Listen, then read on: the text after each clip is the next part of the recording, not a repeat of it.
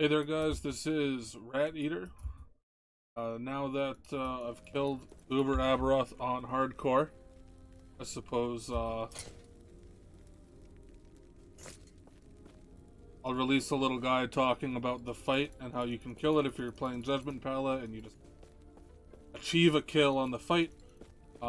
First, I guess I'll highlight for those of you who aren't aware how broken Judgement Paladin is. Expected to get nerfed next season. Let me.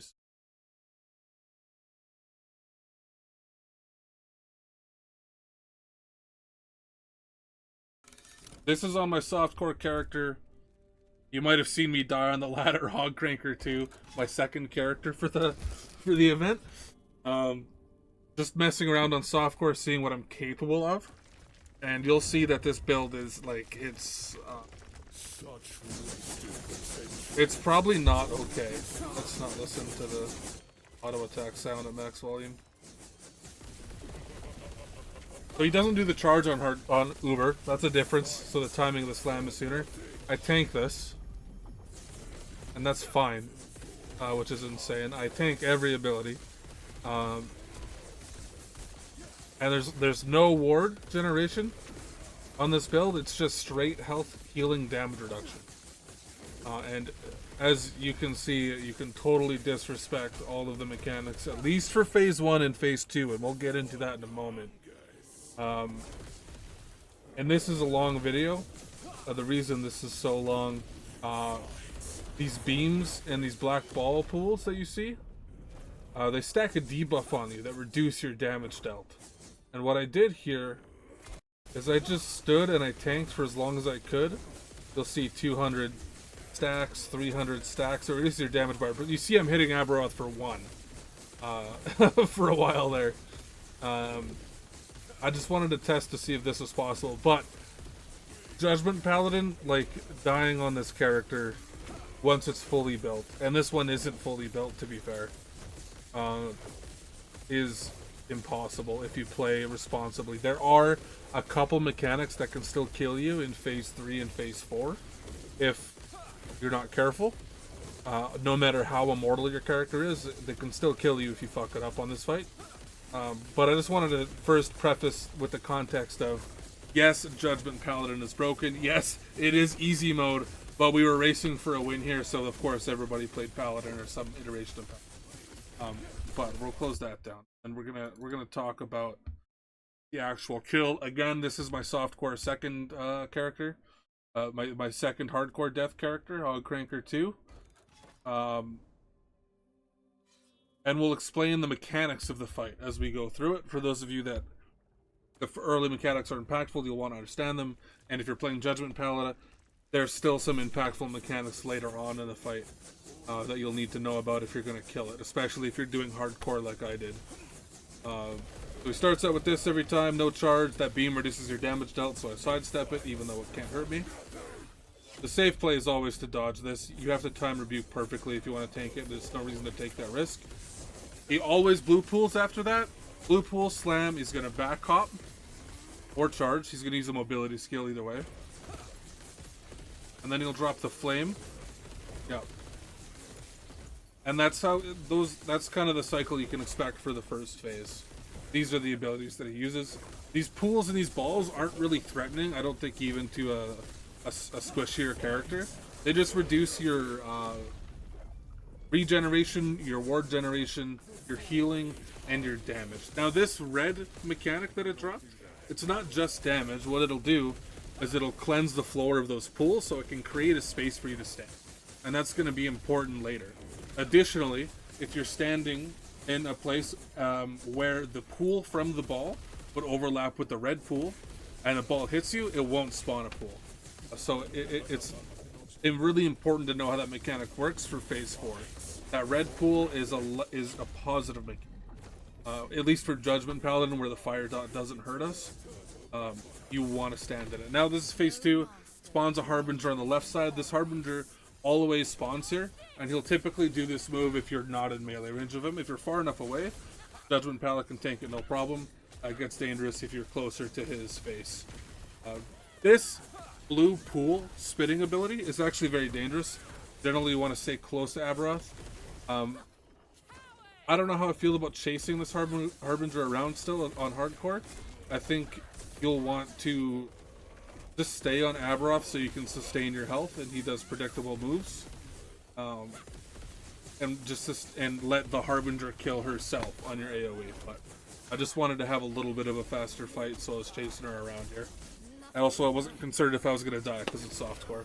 And then we see pretty much the same moveset with the addition of the black hole frontal and the blue spray frontal, and he only does these moves if you break your tether distance with him.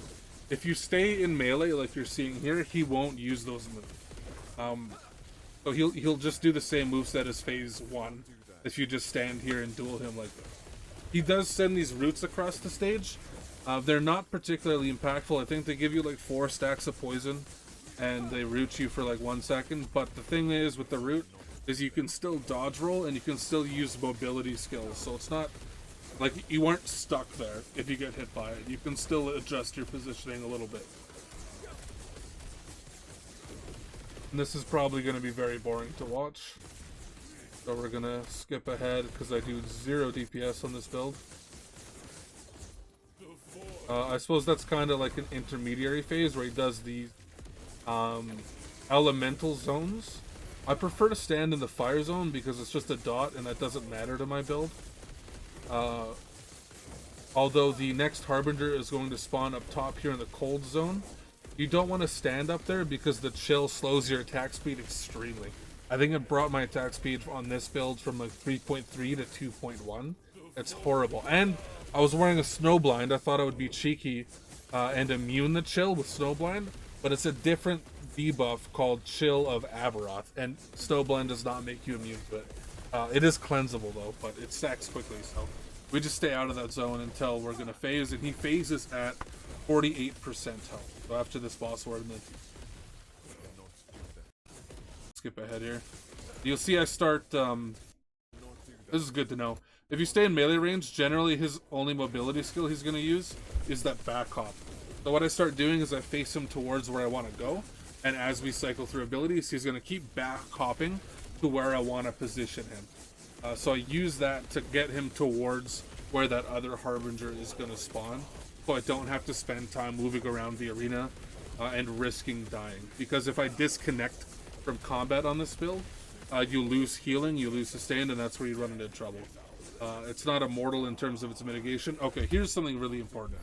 As soon as he phases, he uses this blue wave frontal. And this ability you must dodge on hardcore. You cannot get hit by this ability. He'll do it right now. He does it right as he phases every time. Every wave that you get hit by, and it's 4 waves per attack, reduces your all res by 10%. So if you stack up that debuff, you're going to get one shot no matter how tanky. And he does it like every 3-4 moves or so. You'll just want to be aware and make sure you avoid that skill. That is the most important skill in this entire fight.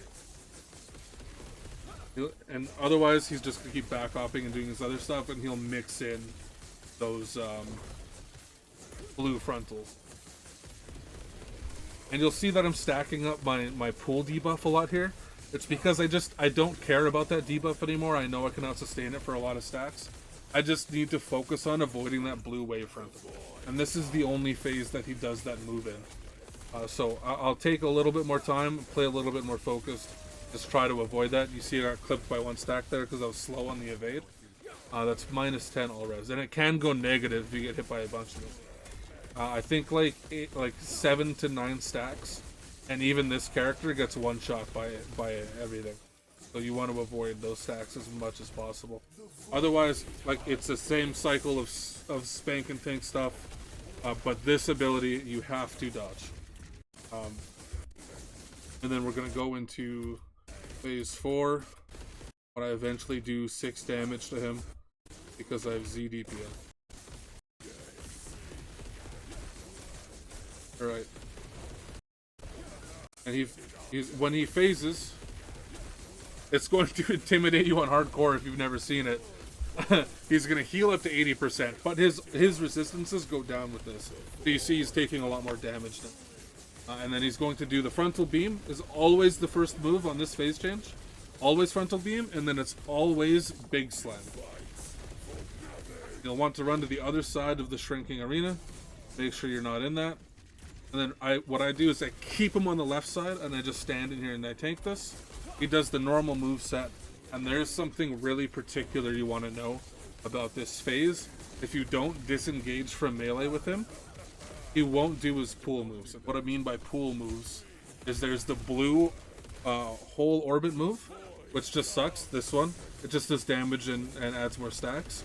And then there's the red one that I talked about earlier that cleanses the ground and gives you a safe spot to stand in. And he cycles those two pools. So if you don't disconnect from melee range once in a while, he won't cast that spell and you'll end up at like 500 stacks and you'll just die. Here's the red one. You can see after he does the beam, wait for him to do the beam here. After he does the beam, I just tank it there.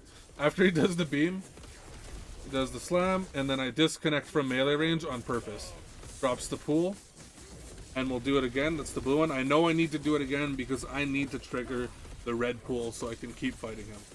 He's going to do another frontal. Going to do another beam. And I believe I disconnect from melee. I walk away. And then it triggers the pool. Because I wasn't in melee range. He has weird melee range tether interaction. Like in phase 2, if you break the melee tether and you disconnect melee like that, he'll do the black hole frontal or he'll do the blue pool spray. But if you stay in melee, he won't do those moves. So he does. That's the most interesting nuance, and that's the most abusable mechanic to make sure you're able to kill this one. If you can rinse and repeat that cycle of dodge, beam, and make him spawn those pools. You can see I'm disconnecting from melee. I didn't know at the time, but he does a slam beam and then you disconnect from melee, and that's the rhythm. But I'm just disconnecting from melee once in a while just to make sure he uses that ability, because if he doesn't use that ability, I'm fucked. And the beams from the center, negligible damage. They just add to your stacks of decreased damage dealt and decreased healing. But otherwise, Uber Aberroth is a fairly simple fight for such a ungodly broken build. I'm not sure if other Judgement Paladins do the same with just the straight health and healing, but this it's a really good setup for hardcore if this is how you want to do it. I'm going to see if I can kill Uber Aberroth on some squishier builds, and maybe I'll do a guide for those. Let me know what class you want to see. I have some ideas for... I have an idea for a Warlock build, a couple ideas for Wizard builds. I want to try out Heartseeker now that I'm free from hardcore. Maybe I can try some other stuff on hardcore if you're interested, but let me know in the comments. For now, peace out. This was Rat Eater on killing Uber Aberroth. And I think we got the glove, if I remember. Not that it matters on the softcore character, but I got them on hardcore as well. You know what? I'm gonna show off real quick. Let me tab into my game here. This is me, Hog Cranker 3rd on hardcore still. We got the 1 LP Immortal Vise, baby. Alright, have a great day, guys.